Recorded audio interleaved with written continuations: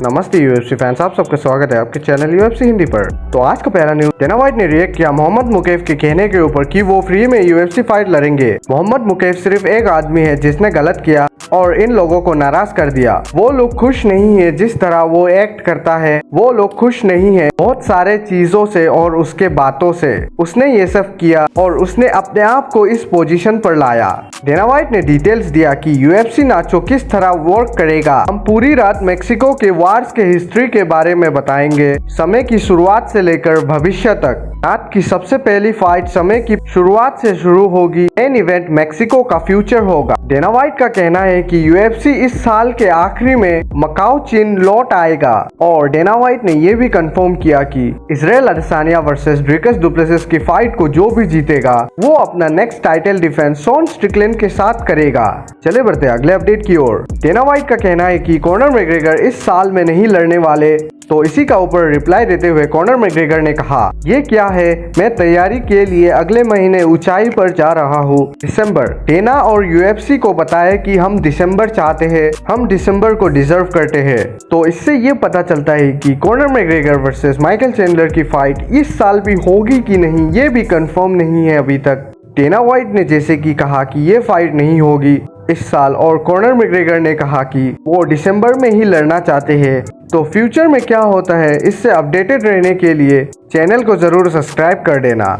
चलिए बढ़ते अगले अपडेट की ओर। मोहम्मद मुकैफ ने कहा, जब वो एनकाउंटर हुए थे अमीर अलबेजी के साथ, तब अलबेजी ने उनके ऊपर गन को पॉइंट किया था। अलबेजी कॉर्नर में खड़े थे, वो अनयूजुअल एक्ट कर रहे थे, वो कार से भाग और लड़ाई के लिए तैयार हो गए। और मोहम्मद मुकैफ ने कहा कि वो भी लड़ाई के लिए तैयार हो गए, तभी उनके ऊपर गन को पॉइंट किया अलबेजी ने।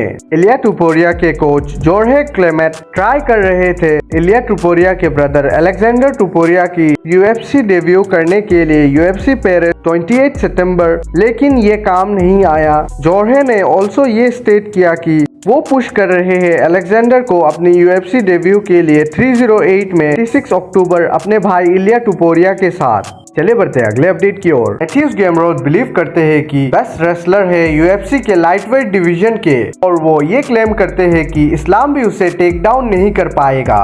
Of course Islam super high level है और वो हमेशा अपनी हाई लेवल स्किल को दिखाते हैं, लेकिन अगर मैं मिलूं उनके साथ केज में तो वो मुझे टेक डाउन नहीं कर सकेंगे, बट मैं उसे कर दूंगा। होप करता हूँ कि इस्लाम महाचेप अपर डिवीजन में ना जाए और लाइटवेट डिवीजन में ही रहे। नेक्स्ट ईयर हम लोग मिलेंगे और ये पता लगाएंगे कि लाइटवेट डिवीजन में कौन है बेस्ट रेसलर। एंथनी स्मिथ की नेक्स्ट फाइट बुक हो चुकी है और उनके ओपोनेंट रहने वाले हैं डोमिनिक रियस, और ये फाइट होने वाली है दिसंबर मंथ में यूएफसी 3010 में।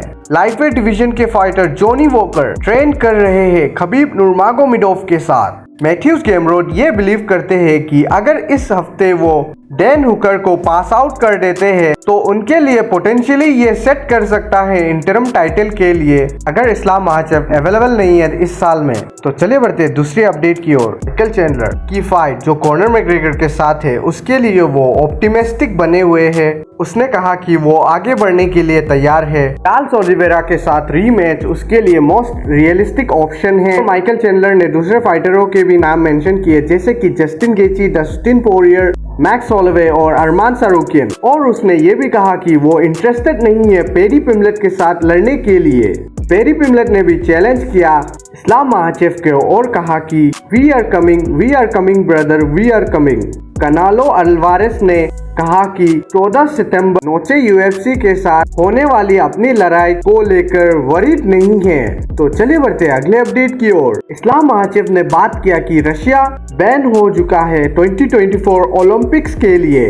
इन दिनों में रेसलिंग को देखना एंजॉय करता हूँ। ये दुख की बात है कि इतनी करेज वाली स्पोर्ट्स में डर्टी पॉलिटिक्स आ गई है। लोग जिन्होंने पूरी लाइफ इस स्पोर्ट्स को दिया और चांस मिला ओलंपिक्स में compete करने के लिए, और उन लोगों को फोर्स किया गया घर में रहने के लिए और ओलंपिक्स को टीवी में देखने के लिए कहा। डर्टी कंट्रीज की स्टैंडर्ड डिप्राइव हमारे एथलीट्स को उस चीजों से वंचित कर देते हैं, इसके लिए वो पूरी लाइफ ट्रेनिंग करते रहे। तो आज की लास्ट अपडेट, यूएफसी ने इजराइल अदेसानिया और ड्रिकस डुप्लेसिस के लिए कस्टम शॉट्स निकाल दिए हैं। जो ब्लैक कलर की कस्टम शॉर्ट्स है वो इजराइल अदसानिया के लिए है और जो ग्रीन कलर की कस्टम शॉर्ट्स है वो ड्रीकस डुप्लेसिस के लिए है।